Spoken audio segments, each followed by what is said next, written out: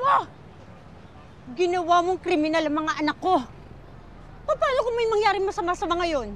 Makulong o kaya mapatay sila. Ang babata pa ng mga yon. Huwag akong sisihin mo. Yung mga anak mo ang sabik sa pera. Nung inalok sila ng racket, di naman sila nagatubilya. Hindi na ngayon. Dahil hindi ko na sila papayagan na sundin pa nilang mga utos mo. Unang-una, delikado. At saka baka mamaya, masira pa ako kapag ako na ang naging punong abala sa sityo.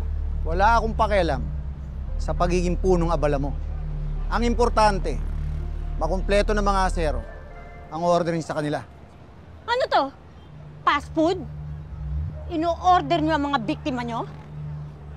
At saka ano ba talaga ang ginagawa niyo sa mga nakikidnap niyo? Tama na nga yung marami mong tanong. Ito ang tandaan mo. Pareho lang tayong tuta ng mga Victor. Kaya kung ayaw mong mawala ang masagana mong tinatamasa, sumunod ka na lang.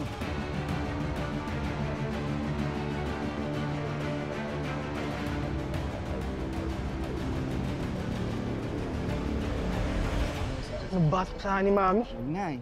Gutom na ako. Tara. Saan mo pala inaabot?